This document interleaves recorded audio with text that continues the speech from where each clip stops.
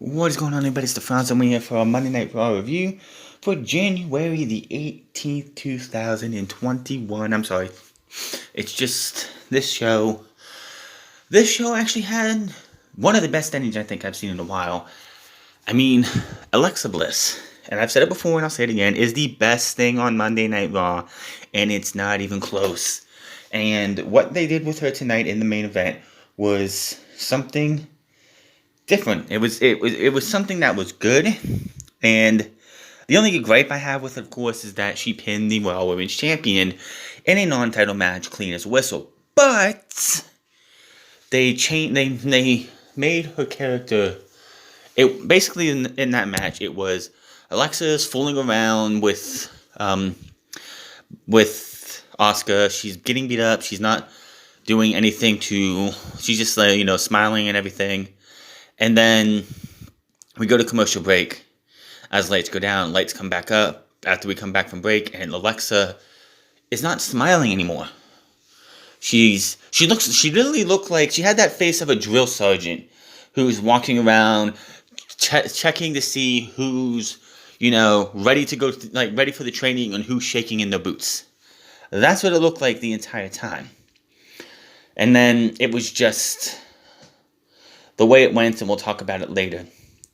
Now, of course, last week we ended the show with Alexa Bliss, quote-unquote, hitting Randy Orton, shooting a fireball in Randy Orton's face. The problem is, and you watched the actual replay that they showed, in slow motion, mind you, you can tell that the fireball zoomed past Randy Orton's left side of his face. Now, the fireball did look like it whipped towards Orton a little bit when it was going past him. But I know they're going to try and sell it. But if you're going to do this type of thing, you don't show an angle where you can clearly see the fireball miss Randy Orton by a country mile. It just kills the entire thing. So, we come in and we see Randy Orton. He's talking. He has his face covered. I figured if Randy Orton shows up tonight, no burns, no nothing, no bandages, no nothing, then what was the point of last week's show? However, he doesn't come bandaged up, but he's wearing, it looked like they took Blue Demon Jr.'s mask and covered it in just, before it was painted blue, and just put it on him, because it was a white luchador style mask, something like a Blue Demon Jr., Mil Mascaras would wear, something like that, which, if you look at it and they did the close-ups, Randy's nose looked burned, his right and left eyes both looked like they've had some kind of burning on them. When clearly, when you watch the replay again, the left side of the face is the only thing that should have been afflicted. So if he would have came out with a Phantom of the Opera style mask on the one side of his face, I would have been like, well, that's what you should be doing. But no, they had to make it look like his entire face got burned. Which again, if you watch the replay, you can clearly see that is not the case.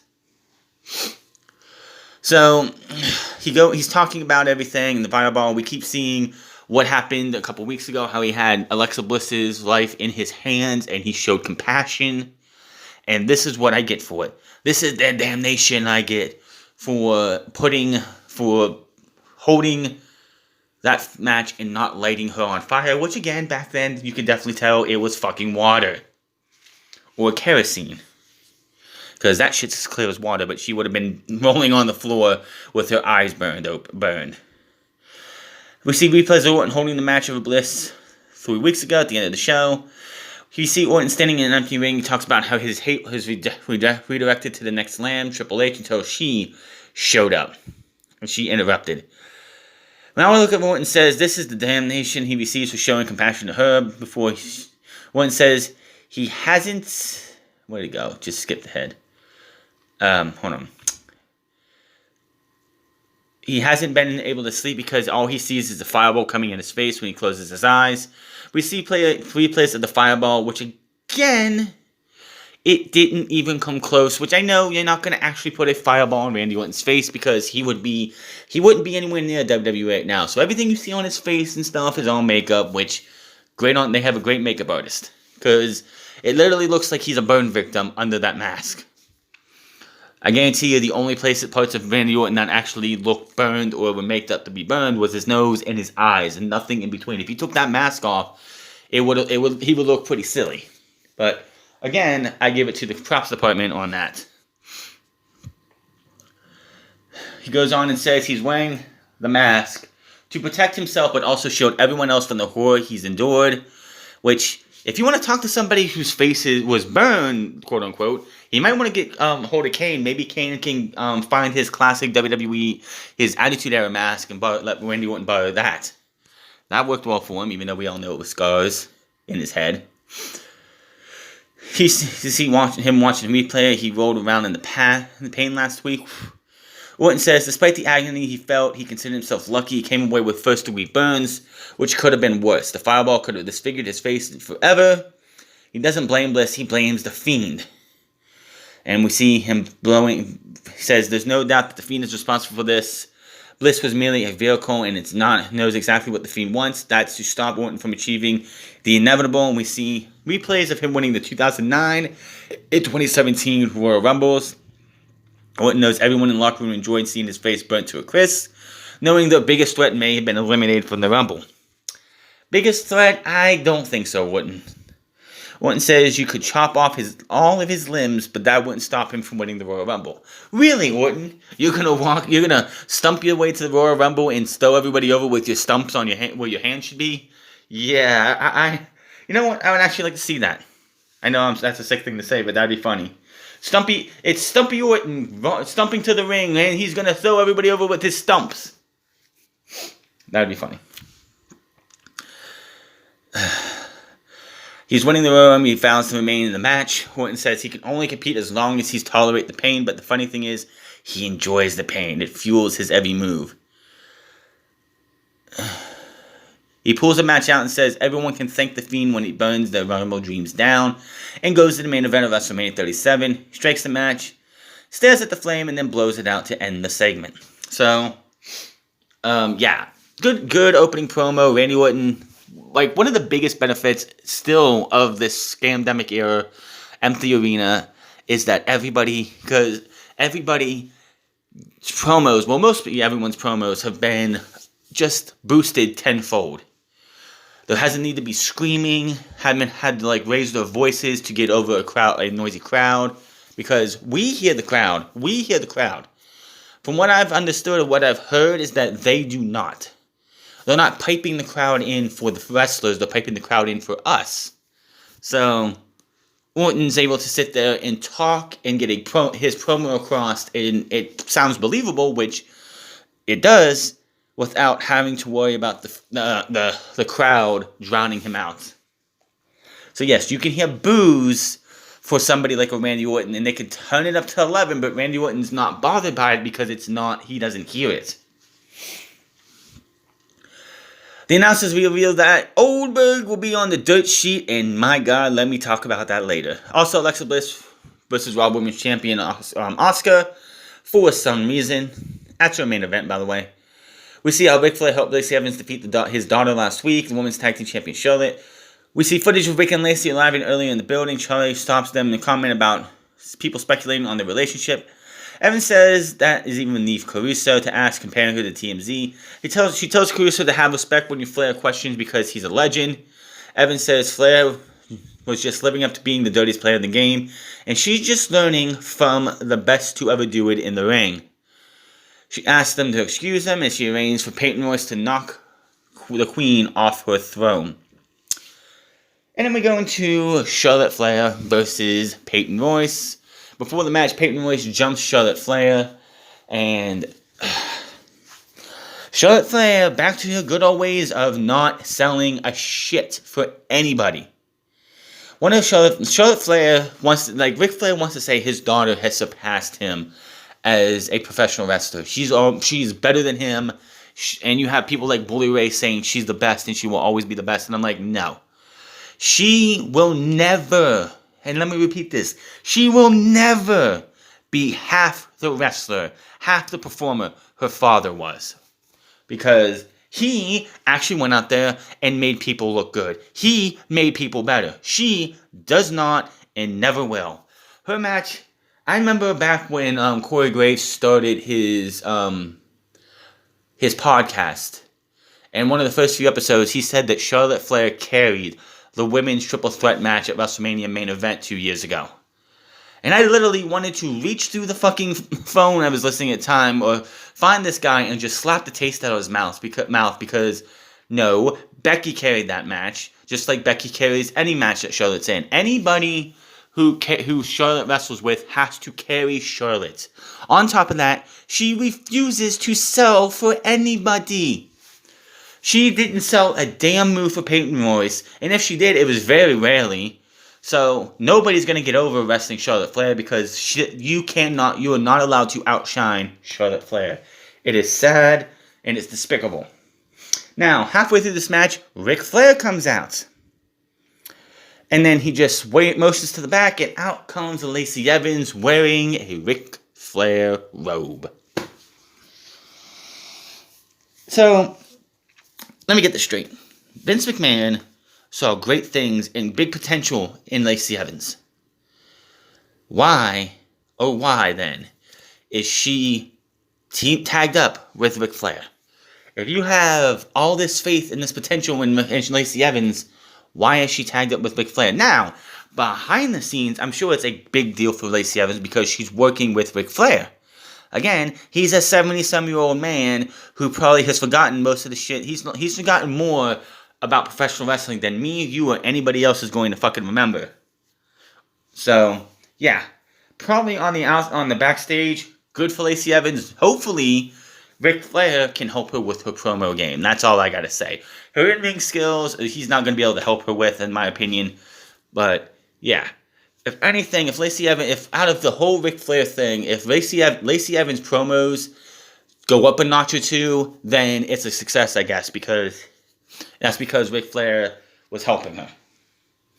But Peyton Royce, tries to do what she can. This match sucked, though.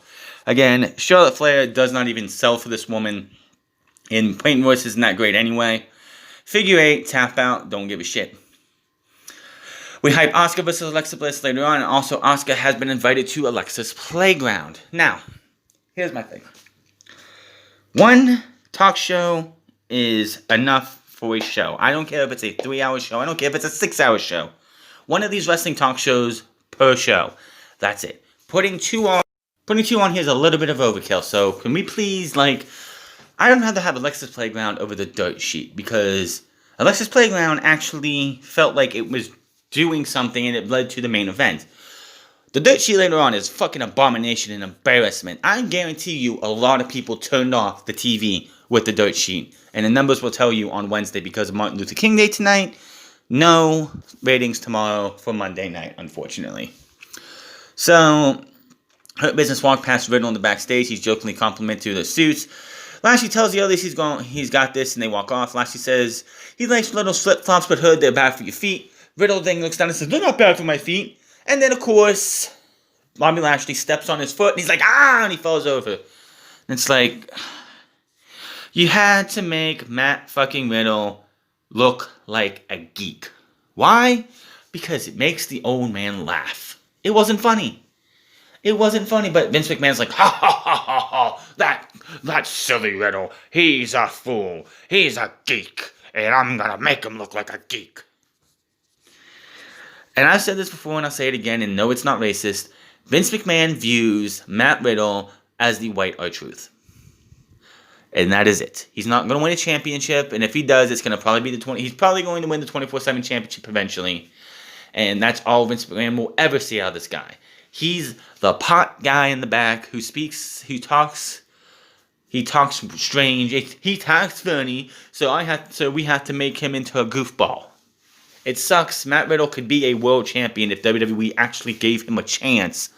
But no, he's pigeonholed into being a comedic character, and that's about it. Matt Riddle and Riddle's in the locker room. Lucha House Party wondering if he's going to be okay, and he says, yeah, I'll be good. And that is that. We see Mustafa Ali's Twitter promo earlier today sending a strong hope message to Kofi Kingston, talking about, I hope your jaw is broken and you miss Elimination Chamber. I hope you miss WrestleMania so you can know how I felt when I sat back and watched somebody take my spot. if anybody doesn't know, 2019 was supposed to be Mustafa Ali's year. They had a plan to put Mustafa Ali into this gauntlet match that they did and have him run the gauntlet and then go to the Elimination Chamber and run the gauntlet with that too, being the last person that Daniel Bryan was going to pin, and eventually that was going to lead to WrestleMania. Unfortunately, Randy Orton said, "Fuck you, young son, you ain't doing shit," injured him in a dumbass fucking spot, and Mustafa Ali missed out on the gauntlet match, missed out on WrestleMania, and we got Kofi Mania. Now, in hindsight, would it have been any different had Kofi Kingston, had Mustafa Ali won the WWE Championship? Probably not. He would have won they would have did this the way they did. If Kofi Mania would have been Mustafa Ali going into WrestleMania, one, I don't think the crowd would have been as much behind Mustafa Ali as Kofi Kingston. It was an 11-year journey. It was a story told that WWE has been just sitting on for years. And I just don't think that, there would have been a backing by the fans, but I don't think it would have been as big as Kofi Kingston. So in hindsight, I think it was the best happened. But here's my thing of this. For months, Mustafa Ali and Retribution have been beating up and defeating Ricochet. And they said that, Mustafa Ali said, "This isn't over until I say it's over, or this isn't over until you join Retribution." And then all of a sudden, they're not going after Ricochet anymore. He's not joined Retribution, and now they're going after Xavier Woods because Kofi Kingston broke his jaw, and he's going to be out, so Xavier Woods is on his own. How about that? Xavier Woods on his own, Big E on his own. The New Day is no more right now. What you want to bet that before Kofi Kingston comes back, Xavier Woods has his own music and is not doing the New Day stuff anymore, and WWE quietly retires the New Day, which would be fine by me. This isn't one of those things where you have to have a big breakup or anything. You just retire the New Day. Kofi goes off to do something, which would suck for the New Day, for those two, because if you don't have those two in a tag team, they're going to be nothing. The tag team is all they have.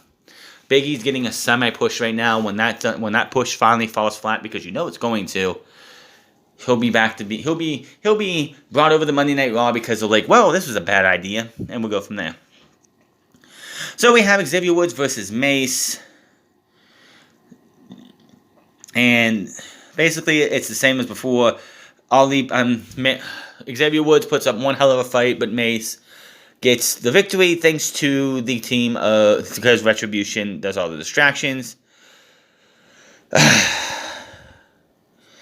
Mace, and here's the fucked up thing. Mace botches his finisher. I don't know what the fuck they call it. It's like a torture backbreaker or something, a side slam.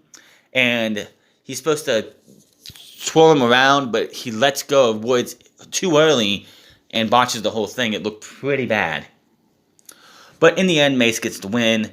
After the match, Ali tells him to say, "Tell Kofi we say get well. Tell him to get well soon." They head to the back, and that is that. We see Asuka walking backstage. She is approached by Sarah Schreiber, asked about her being invited to Alexa Bliss's playground. She simply says she doesn't know what's going to happen. We go to replays of Bliss hitting the fireball at Randy, and she says Bliss has a dark side, and I hope not to see it. Back from Bacon, they showed a video of last weekend's Triple H, Stephanie McMahon, and other superstars announcing WrestleMania 37, 38, and 39 from Raymond James Stadium, April 10th to 11th. This year, WrestleMania 38 from April 3rd, 2022 at AT&T Stadium, and WrestleMania 39 from SoFi Stadium at WrestleMania 39, April 2nd, 2023. So here's my thing about that. If you were going to put this on Raw, why put it on YouTube? Why put it on Twitter? Why put it on social media? Why?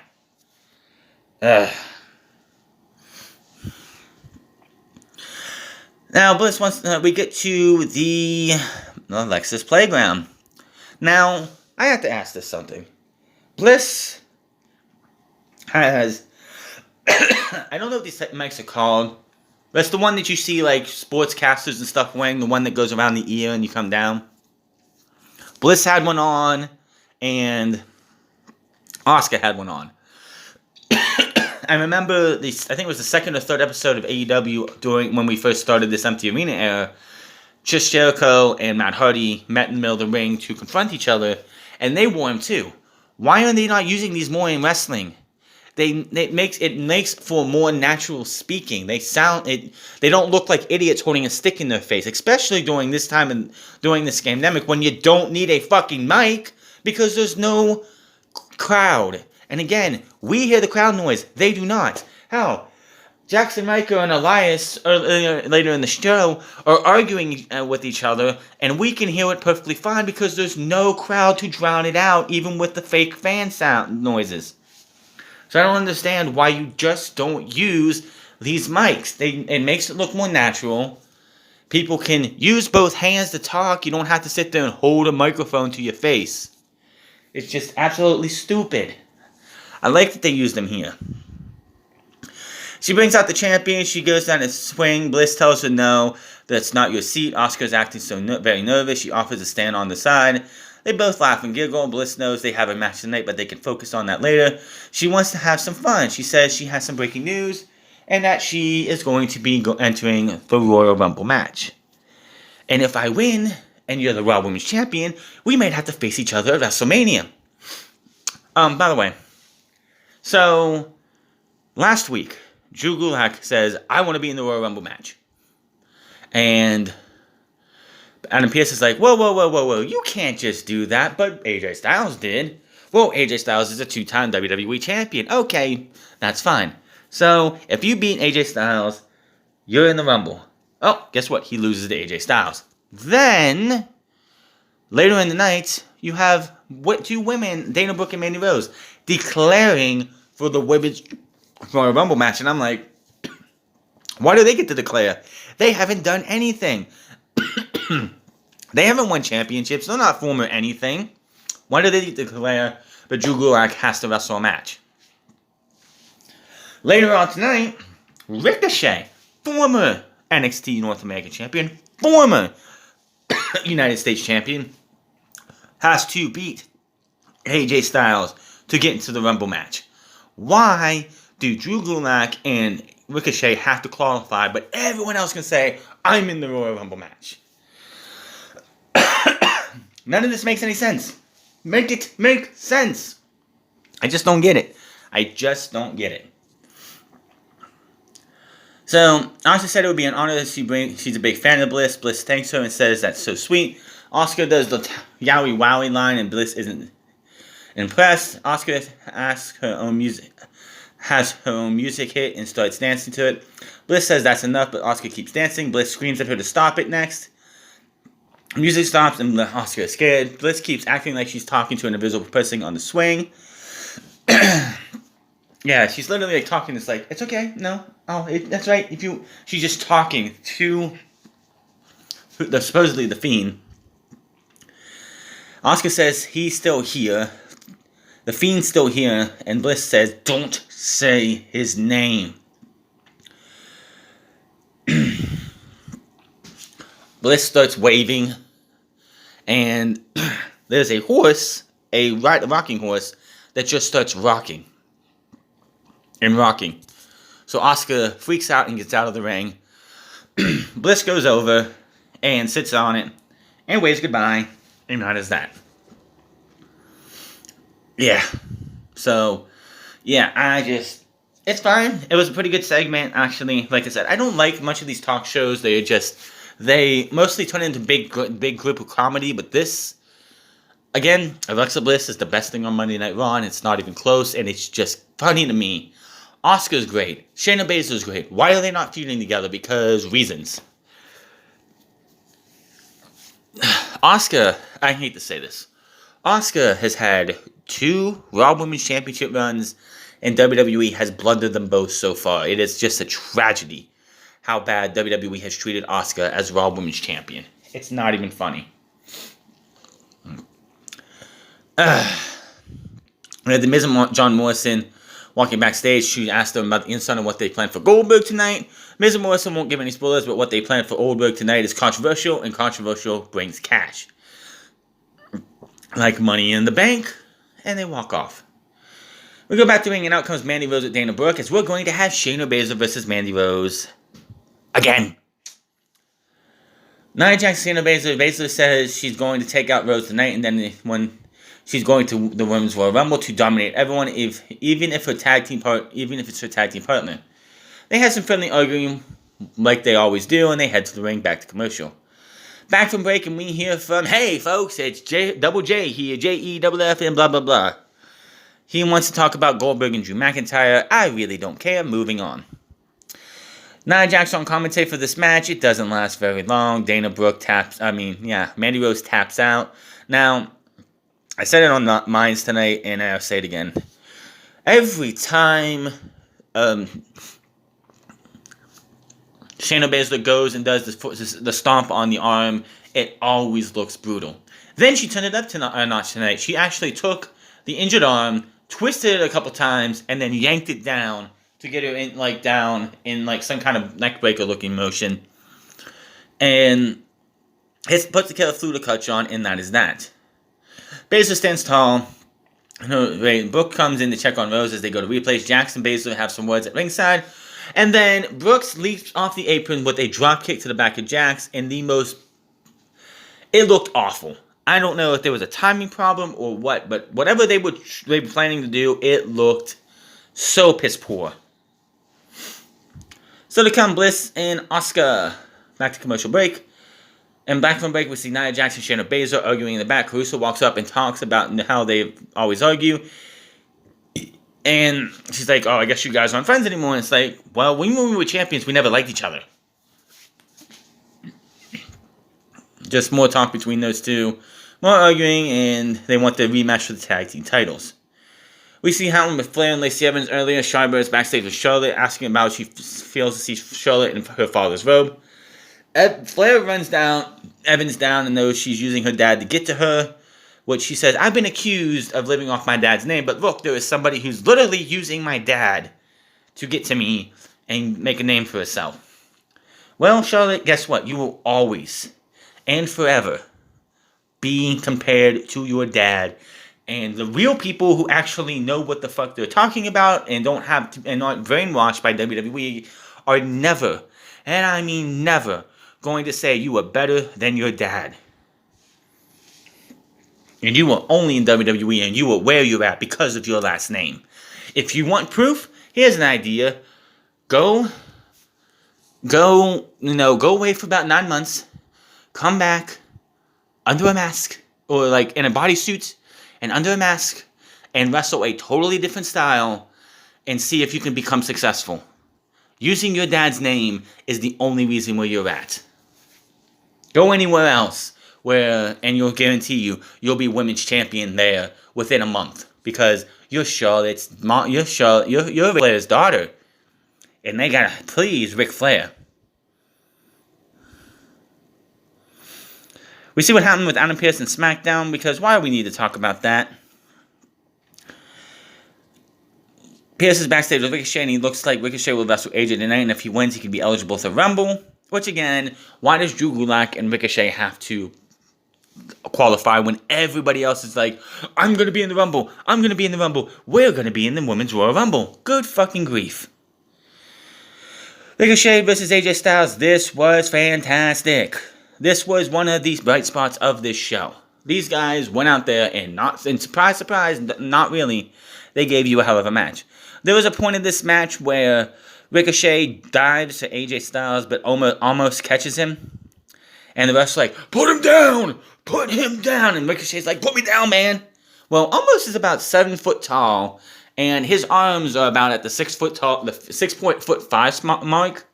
So he drops Ricochet, and Ricochet just plummets to the mat, to the floor. Not a good idea, Ricochet. Not a good idea. So that. The finish was awesome. This was a really creative finish. So Ricochet is looking to do a suplex. Oh, I'm sorry. Hold on. Let's see. Almost tells AJ to bring it home. AJ goes for the suplex. Ricochet in from the apron. But Ricochet snaps him over the top rope. Ricochet springboards up, but AJ catches him and suplexes him, suplexes him forward, bounces him off the ropes, catches him, puts him into the Styles Clash. 1, 2, 3. You have to see this finish to believe. It was phenomenal. It was that was a very creative finish to the end of this match. It sucks that Ricochet lost, but Ricochet has been a loser on the main roster more times than a winner. So to come, I'm not even going to talk about that. We go back to the ring, and out comes Miz and Morrison. They're already out here for the dirt sheet. What happens? We bring out Dwayne Gill, a.k.a. Gilbert.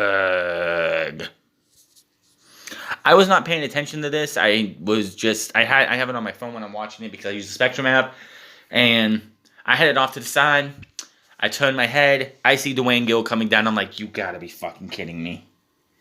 You know how... They can only get away with this because there's no fans in the crowd. This would have been people getting up and walking away and leaving.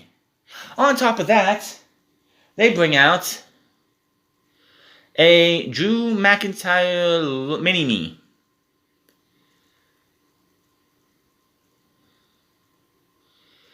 And I don't even care. This was an embarrassment. The minute Dwayne Gill came out and just was doing the whole Goldberg thing, his tongue sticking out of his mouth, and oh my god. And as far as I know, Goldberg still doesn't like Dwayne Gill because of the whole Gilbert thing. I don't know if they've made up any time before, but this is the second time WWE has used Gilbert in the last 10 years for a Goldberg match. The first time was Kevin Owens when they were doing the Festival of Friendship, and Kevin Owens and Gilbert came out. Kevin Owens beat him up, and that was that. This is what you have for fans. This is what you want the young kids to watch. I don't even know how old Dwayne is, but an aging Dwayne Gill who has been Gilbert before, who was not even relevant in the Attitude Era, won the Light Heavyweight Championship in the Attitude Era, and did nothing with it but hold it away for nobody to even use it. People forgot. I remember watching, when the WWE Network first came out, I watched 1993 all the way up to 2000, to the end of 2003, because that's all the Monday Night Raw I didn't see because I was 3 to 13 years old, and I didn't get Monday Night Raw until...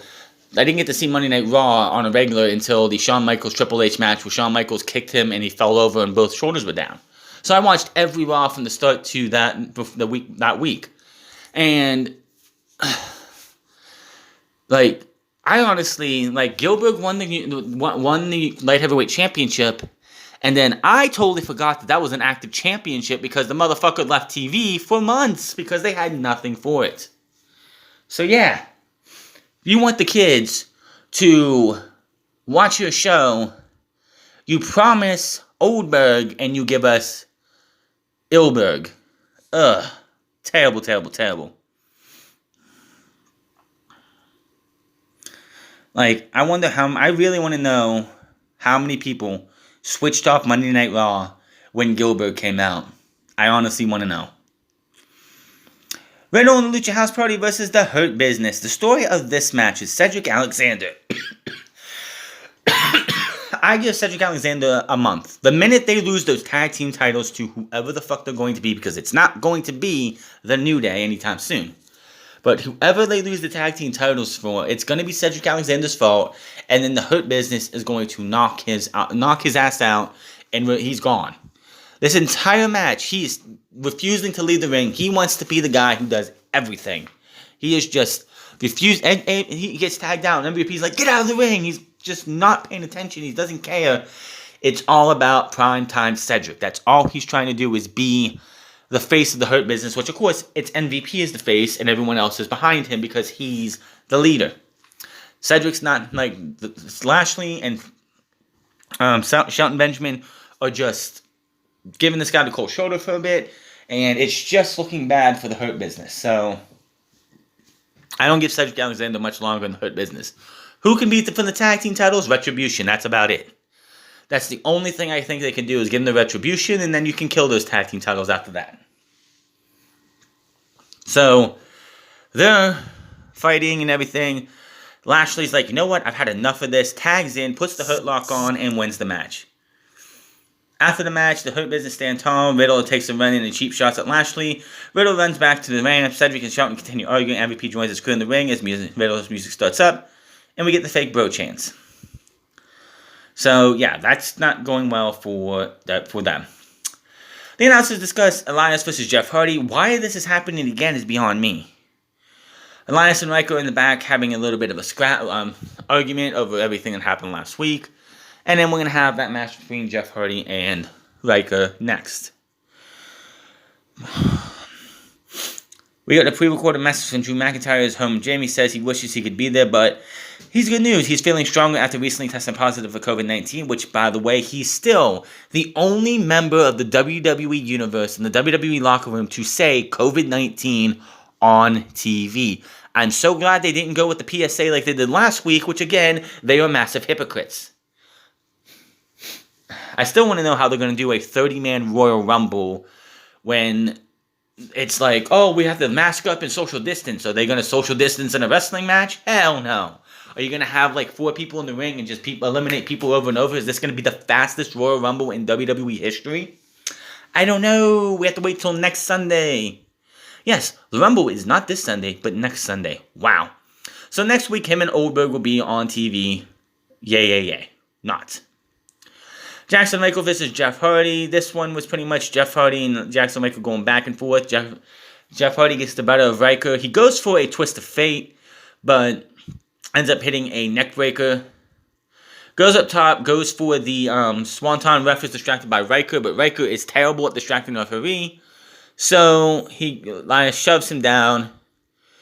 And the referee saw it. He calls for the bell, and that was that. After the bell, Riker is yelling at Elias, which again, we can hear clearly, so why are we using hand microphones? Why are we using microphones at all if all you have to do is just sit there and talk?